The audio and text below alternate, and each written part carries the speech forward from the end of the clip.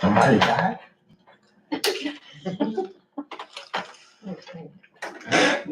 Oh, that's what it is. Hey.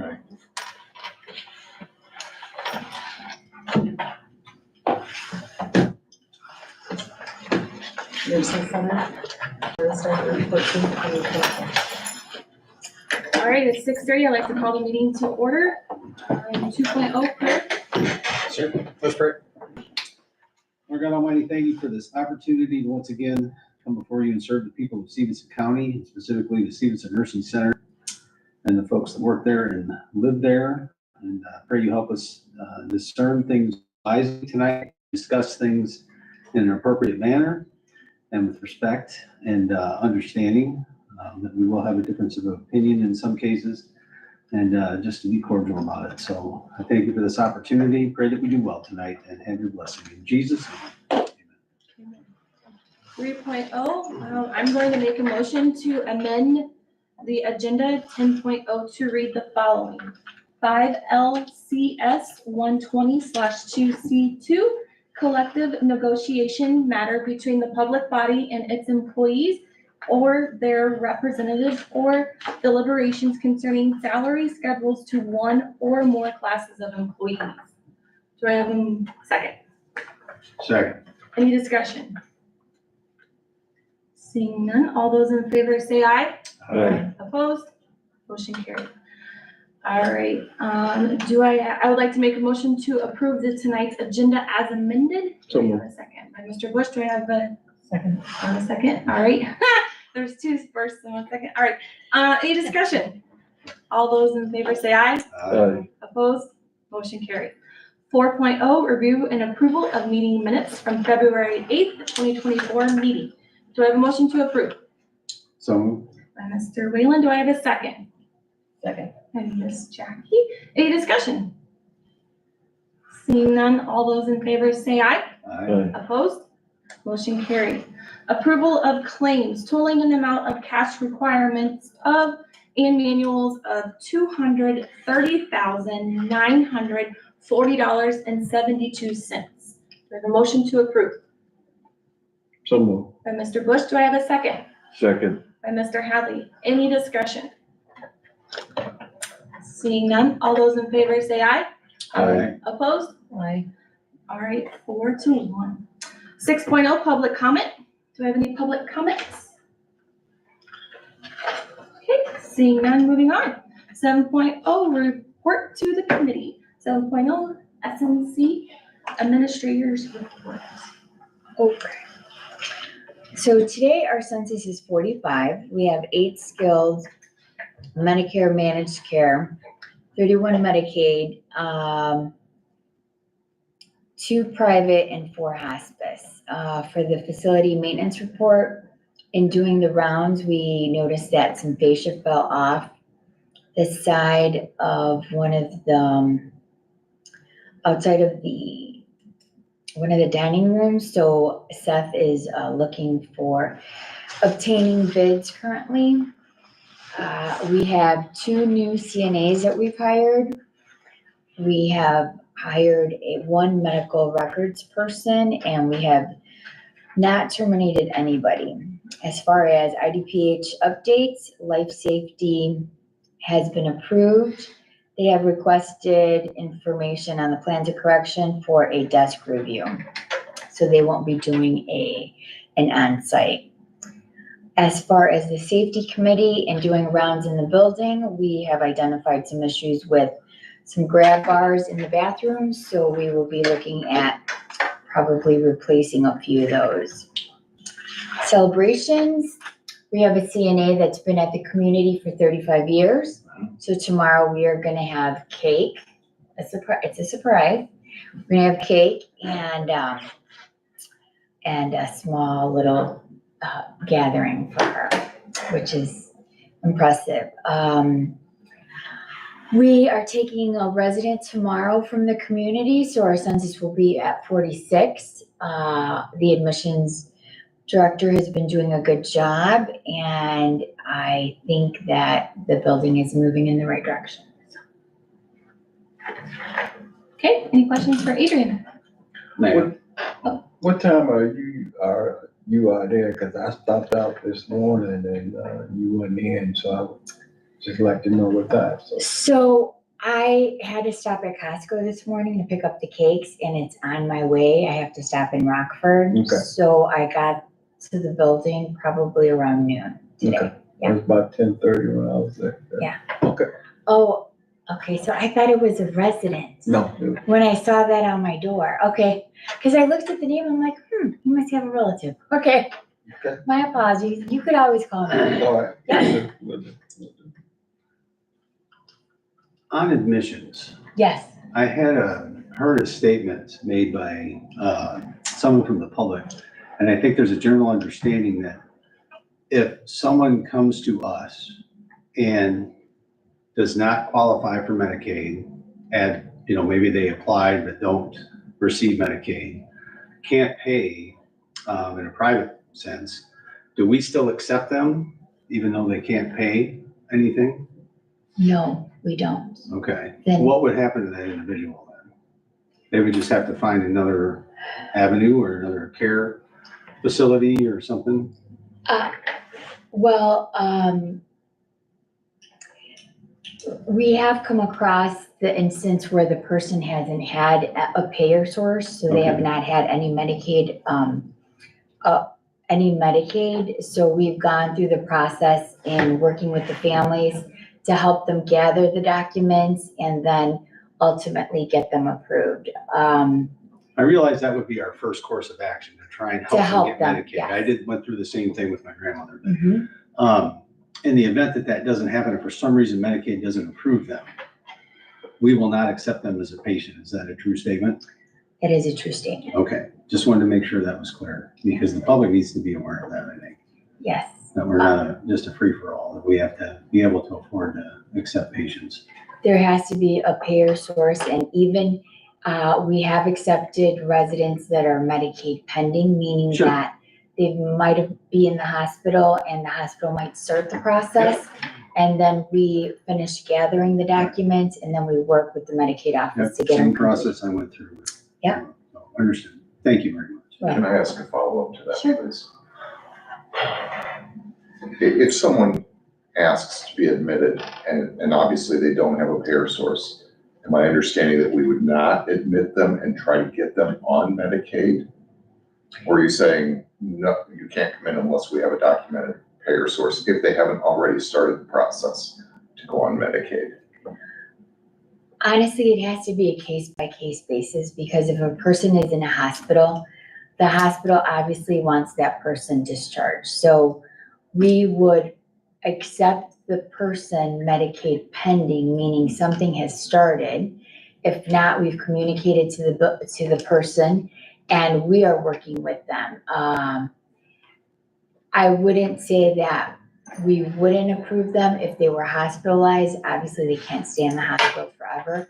But the building would work with the social worker from the hospital, along with the family, to be able to accept them. So if it's Medicaid pending, Medicaid, we can go back 3 months to be able to bill. So then that way, even if we take April 1st, and we apply for it and it doesn't get approved, or vice versa, we can back bill, which, is, I mean, it's Maybe gotta be, just, maybe I think I know kind of where you're going. well, it's gotta be pretty rare that that happens, I would think, right? Where someone comes and there's absolutely no payer source. I mean, they're coming from somewhere. they're coming from somewhere, but we are a business, so we have to identify where the payment is gonna come from. Sometimes, Medicaid can take some time, but the idea is to make sure that we identify a payer source. Sure. And then be able to work through the documentation and accept the resident, yeah. And there's a lot that goes into that. I mean, when I went through that process myself, we got everything approved. Well, then after a reapproval process, I was told they weren't approved all of a sudden. And then I'm like, well, hey, wait a minute, what are we gonna do here? Because I wasn't, and So, but my question to her was around, I heard a statement on a news report by someone in the community that basically said, well, we'll take anybody, whether they can pay or not. And I knew that wasn't the case, but I just wanted to hear that from her, because there's gotta be some, you know, I mean, irregardless of whether they're going to the Stephenson facility or somewhere else that has Medicaid beds, it's still coming out of the tax rolls, one way or another. And I'm trying to figure out in that context, you know, I understand like Mr. Filippo's position, that we get a little bit better position when it comes to Medicaid in terms of our reclamation, you know, per individual, which I don't agree with. I don't think that's right to treat private businesses that way from a state standpoint. But in the grand scheme of things, there's still got to be a payer source, one way or another, that we don't just accept people ad hoc, you know, and I think that needs to be understood. So, thank you. Any questions? No? Okay, moving on, 7.2, TC. Right. So let's start with the P&L report for January, and to support Adrian's last statement, that the building was getting better. January had about a $20,000 gain, and the main reason is because we averaged 40.29 residents per day as opposed to the 34, 35, 36 that we were at. And so with knowing that we were at 40.25, I think we were around 40, between 43 and 44 for February, and March is 44 to 46 range now. So every time the census goes up one, it pretty much is about $10,000 a month in income. So February would appear that February would be on track. You know, there's 2 less days, which usually makes the P&L a little bit worse. The upgrade in census will offset that plus a little more. So we should see the same, little bit more profit in February would be my guess. Any questions on the P&L? Mike, do you ever go back and adjust? Like if we're not able to pick up the revenue in certain cases, like, you know, the write-off that we're doing, to look back at January from last year, for instance, and say, well, you know, we projected, you know, a revenue of 450,000, we really only gathered 390. Do you ever go back and look at that and make adjustments to it, or? Yeah, and if you actually look at this statement, on the income line, there's a negative net 9,200 there. Yep. So, yeah, we look at it every month, and most months don't have an adjustment, but there are some that do, or sometimes it's 3 months in a row where we got shorted 3,000. Okay. You know, the rate changed or it's a Yep. different payer source. So yeah, we do. And you'll see that in the income section that there's a negative adjustment. Okay, thank you. Let's see, go to the AR report. I did another column way to the right. If you go to the bottom, and you see on the left, 1.499 is the accounts receivable. If you go all the way to the right on that same line, it's 1.381. And that's the true AR. For whatever reason, Matrix will not, the software system will not write off that 118,000 that we have, that was approved at the board meeting many months ago. And so, until they can fix that glitch, you know, continue to report it both ways so you can see. Hang on that note, can we get Matrix's help with that, since we're engaged with them on some of the training? We can. Okay. I know they sent an email as far as training hours that they had available, and so we can definitely utilize that. Yeah, let's do that. Try and engage them and see if we can get a fix. Thank you. Any questions on the AR report? Mike, you're still confident that this 442,169 from June before is going to materialize at some point? In looking at a couple categories, I'm going to say that somewhere between 50 and 75 of that is starting to get doubtful. 50,000 to 75,000 in that category is starting to get doubtful. Okay. So has to age out another month or two before, probably by the next quarter, we'll have we'll have another write-off recommendation that will be tied to a couple of these categories. Thank you. Cash flow. Cash flow, for the first, there's a couple things that are causing our cash flow to look different than our P&Ls, let's say. Cash versus accrual, that whole world again. So the liability insurance is paid out over 6 months. And so we got hit with about 99,000 right at the end of December. And then every month we're paying about $50,000 towards the annual professional liability workers' comp insurance. And so that's putting a little bit of a drain on the cash flow.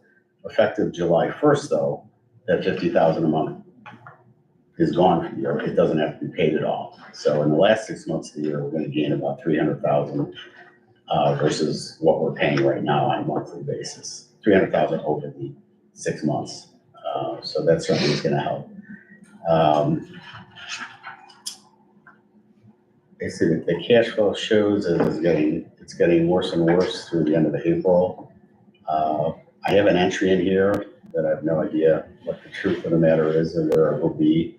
But I've got $400,000 of the tax levy hitting in May. I don't know if that's a dream or not, but if there's anything that can be done about that, getting that accelerated a little bit, that would be nice. If not, we'll manage through as we have been. After the tax levy, with the tax levy this year, I would think that when we get to the end of the year, we're going to be really, really close to being where every board member wants us in the cash position. We will continue to make some profit during the year, and we'll see that extra, $480,000 this year for the tax levy. And so I would think by the end of the year, we're going to be in the best shape we've been in a few years.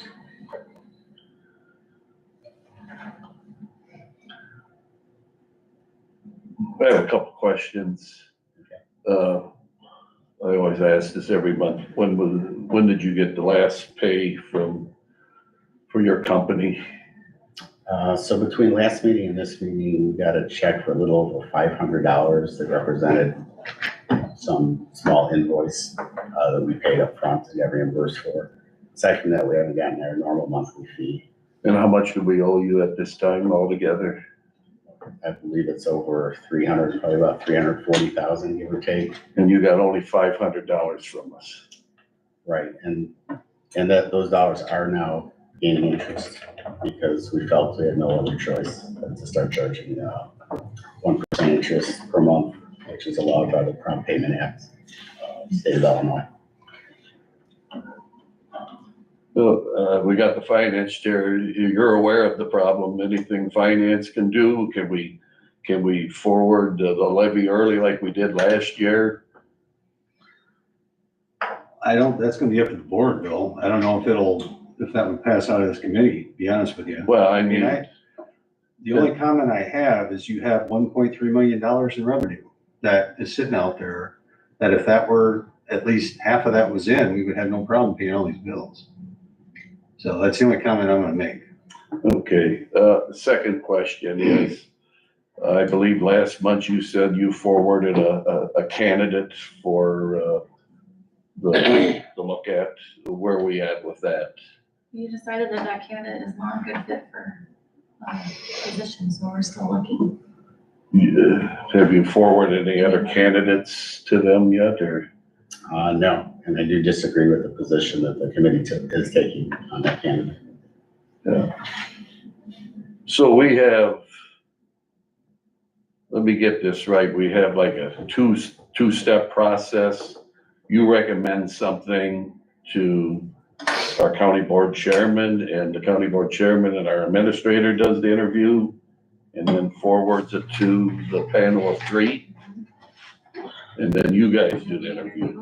To move on to the committee. Just for clarification, the administrator and I have not rejected any candidates. They've all gone before the interview committee, and it's up to them to either accept or recommend to move them forward to this committee or to deny. Well, make it clear too, I did ask that the last candidate that we invite her back for a second interview, but however, that didn't go through. What do you mean it didn't go through? That hasn't happened. I put it like this, it hasn't happened yet. So the committee decided to not, or the candidate doesn't want to come back? The committee. Okay. I mean, I have nothing against the administrator we have out there now, but it's costing us a lot of money each month, and we gotta find somebody permanent in that position, so. That's all I have. Thank you. More questions? Okay. All right, moving on to 8.0, old business, no old business, 9.0, new business. So 9.1, review and approval of the missions and marketing director bonus plan. This was brought forward by TCM. Are you able to speak upon that from Charles and all the stuff that he's been doing? Awesome, thank you. So I think first and foremost, we're not sure why this is a committee agenda item. This equals a potential bonus of $12,000 a year that was put in the annual budget. The annual budget was approved as a line item for admissions bonus. There was a precedent set back when Pete was the administrator. He started this program. It went on last year also. So I'd like to start with speaking to that. I'm not even sure why it's an agenda item, why we can't just do it. I'm happy to go on if there's no comments, but. So due to the dollar amount? The reason why I put it in. When Pete did that, he acted autonomously. He did not get committee or board approval, I believe. Yeah, I was not aware And that because of that the was, amount. I mean, I understand the fact that that was a budgeted item amongst a pretty large budget. It wasn't disseminated, to my knowledge, in any way that that was a program in and of itself that was gonna hit at some point, so. Okay, so the plan that we have laid out right now is, there are 12 1,000 one-time bonuses, and there's plateaus for each one. The first one meaning, the budget is based on a 45 census, so the first one is hitting 46 for one day. It sounds like that could happen tomorrow. The admissions director would get her first bonus. And then at 47, 48, 49, as we continue up the ladder to whatever it is, 50 some odd census. And what's the bonus? You say $1,000? It's 1,000 for each plateau, yes. So if it hits tomorrow, then And she would get it. If it falls back, she would have to hit that plus another number to get it again. no, I believe in our county code, our department head, that would be the administrator, has the okay up to a certain amount of money, if I recall right. Is it $2,000 or I can't recall, but I believe that would be the case if it's $1,000. I mean, 2,000 or less. I'd have to look back at the county code. But I believe she has the right as the administrator to okay that. So that number is not based on an average. So No. literally could be one day you earn $1,000, it drops back down. The next day you could add 2 and get another $1,000. And the third day it drops back down to 30. First plateau is 46, one time. The next one's 47. So if you drop from 46 down to, if you do drop to 46 to 43, you'd have to hit 47. Right. Absolutely, yes. We have found it And that, then the next day it drops back down again yes. and you still earn that, not based on any average. No, but every one of those numbers is based upon beating budget. And $1,000, the risk reward of that is very positive, very positive. Where's the language on this bonus at? The only, it was included in what I mean, I sent out. I see a bunch of numbers here, Right, but it that was doesn't all I tell me received. anything. It's in her offer letter. There's some language about having a bonus. It's loose though. It's not tight. But that's the other problem. This is in an employee's offer letter. And to renege on something like that, and it's in the offer letter because it was approved as a budget item. And so to renege on anything like that would be, I don't know, not advisable, in my opinion. The bottom word, we could get sued because it was in an offer letter. Possibly, well, you get sued for anything these days.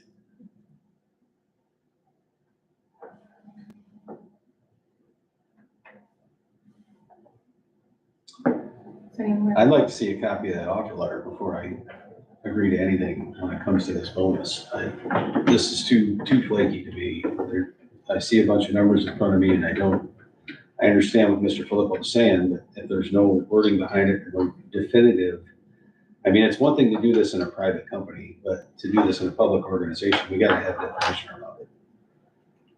So that's just my opinion.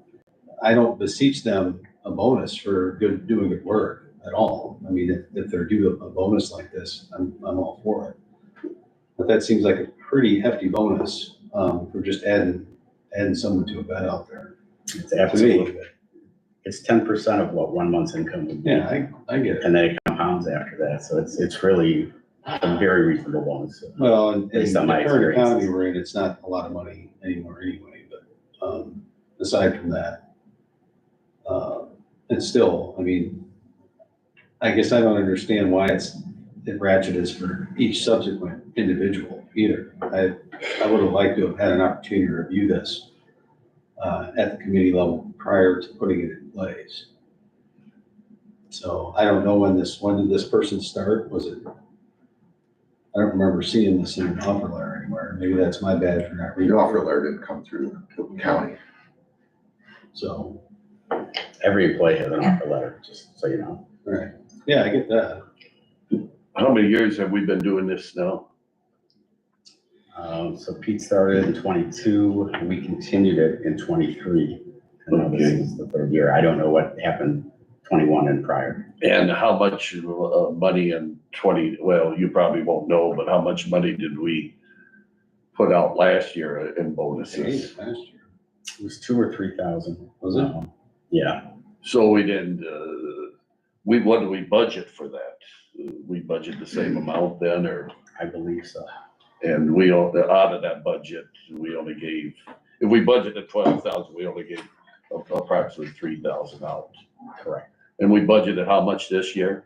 12,000. 12,000. That person met her bonus for a couple months in a row and then was stolen away by another nursing home as their marketing director. Okay. Which is another reason they have a bonus plan. So when you have someone that's successful, you can keep them because they're in demand.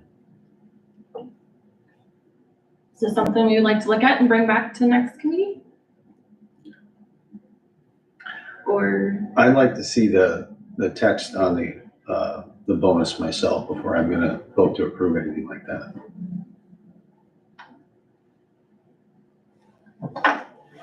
so. Should we just table it and move it on and come back to review? All right, I like that. You need to have a motion All right, for do I have whatever you're the- going to do. Do I have a motion to table this? I move to table the issue pending review of the offer letter that was given to the employee. Okay. All right, do I have a second? Second. Any discussion? Yes, I won't support this if you're gonna use the word table. Layover, I maybe support it, but. I rescind my motion and change it to the word layover. Rescind your second first. Rescind the second. And restate your motion. I apologize. I should have said layover. So I To make the second next motion, month's meeting? Layover to the next month's meeting until we have a chance to review the text of the offer letter. Second. Any discussion? I want to make sure that text bill covers all these angles, and I don't agree with the incremental basis of each individual step, getting $1,000. That's ridiculous. like every 5, maybe we give her a $2,500 bonus or something. I don't, and Mr. Helms makes a good point. What about the average? Why isn't it based on that instead of each individual bed? But again, I don't remember ever seeing this. I don't remember seeing this bonus anywhere. And again, maybe that's my bad for not digging into it sooner. But in the context of what we see in front of us, I'd like to have a little more information before I support it. Yeah, I have no issue with that. Thank you. All those in favor say aye. Aye. Opposed? Motion carried. And I'd just like to point out just another recommendation by TCM that just gets ripped to shreds. And Adrian, please give Jeannie our apologies when she gets 46 tomorrow. That's gonna have to wait an entire month. 9.2, a review and approval of fourth quarter 2023 bad debt write-off in the amount of $13,304. We have two amounts from 2022. One spans August through September of 2022, and one is for December of 22. Equals $13,300.14. The smaller amount there's a smaller amount of $2,411.20. That was paid at the wrong rate. We're still fighting to get that money back, but because of the age of it now, we feel that we need to write it off. If we get it back, great, but again, once something gets to be over, a year old, you gotta really take a look at it. The other one is a bigger amount. It's one person for $10,888. This was, if you remember back in when we first took over, Matrix Care was not configuring a lot of things correctly. With sending electronic claims, there was a lot of manual things we had to do. Matrix Care eventually got their act together, but it took many months. So this was one, once they got their act together, that was too old per the agreement that the building had to bill. So in the two, we'd like to recommend $13,300.14 be written off for as soon as possible. So maybe put in front of the county board next week. Motion to approve. Do we have a second? Second. Any discussion? Seeing none, all those in favor say aye. Aye. Opposed? Aye. 4-1. All right. 10.0, executive session 5LC to 120-2C to collective negotiation matter between the public body and its employees or their representatives, or deliberation concerning salary schedules and one or more classes of employees. I make a motion to enter an executive session. Do I have a second? Second. Second. Any discussion? All right, I'll take a roll call. Mr. Whalen? Aye. Ms. DeMeester? Aye. Mr. Bush? Aye. Mr. Hadley? Aye. Ms. Baker? Aye.